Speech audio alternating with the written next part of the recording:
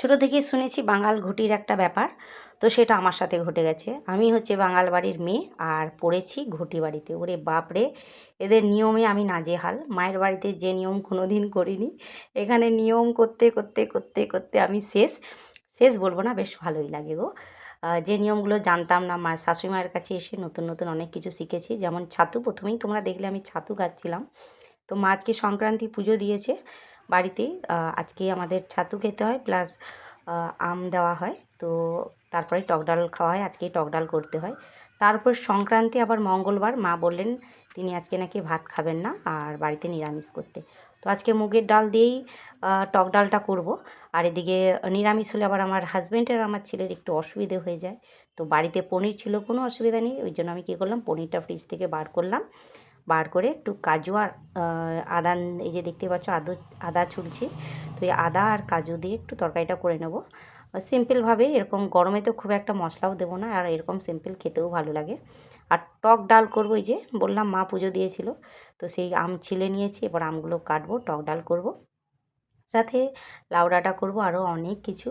তো আমার মতো কে কে কাদের এরকম নিয়মগুলো আছে জানিও। আমি মায়ের বাড়িতে কোনো দিনই এগুলো করিনি আর দেখিও নি, শাশুড়ি মায়ের কাছে এসে শিখেছি। শুধু এটা নয়, এরকম অনেক নিয়ম আমাদের বাড়িতে রয়েছে।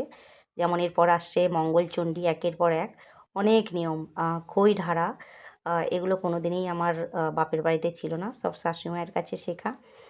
প্রথম প্রথম একটু অসুবিধে হতো, কিন্তু এখন সব কিছু মানিয়ে নিয়েছি এবং সব কিছু করতে খুব ভালোই লাগে। তো যাই হোক, কথা বলতে বলতে দেখতেই পাচ্ছ আমার ওগুলো সব কাটা বাটা কমপ্লিট। এরপর আমি বসিয়ে দিলাম পনিরটাকে। পনির অনেকেই হলুদ দাও না, বাট আমি একটু হলুদ দিই। হলুদ দিয়ে পনিরটা হালকা করে ভেজে নিয়েছি। এবার বাস আর কিছু না, একটু জিরে ফোড়ন দেবো আর ওই মশলাটা যেটা বেটে রেখেছিলাম ওটা একটু কষিয়ে নিয়ে পনিরটা দিয়ে নাড়াচাড়া করে নামিয়ে দেবো, আর উপর দিয়ে একটু গরম মশলা ছড়িয়ে দেবো। এটা কিন্তু খুব ভালোই হয়। নিরামিষের দিনে কিছু করার নেই, হাজব্যান্ড আর ছেলে যেহেতু খুব ভালোবাসে, ওই জন্য পনিরটা চেষ্টা করি করার। আর এদিকে দেখো পনিরটা হয়েও গেল, নামিয়ে নেব। আর আজকে কি করেছি, লাউ ডাঁটাটাকে সিদ্ধ বসিয়ে দিচ্ছি। লবণ, হলুদ আর তেল দিয়ে, টমেটো দিয়ে, সব কিছু দিয়ে সেদ্ধ বসিয়ে দিয়েছিলাম। আর বসিয়ে দেবো। আর এদিকে আর টক ডালটা আগে করে নিতে হবে, যেহেতু বাবার আবার ডিউটি রয়েছে। খেতে তার আবার টাইমে 12:30টার মধ্যে খাবে। আর এদিকে সকাল থেকে তো কাজের শেষ নেই বাড়িতে। তো ডালটা আমি কুকারেই সিদ্ধ করে নিয়েছিলাম। তো আমটা একটু ভেজে বাস ডালটা দিয়ে দিলাম, আর একটু ঝালের জন্য কাঁচা লঙ্কা।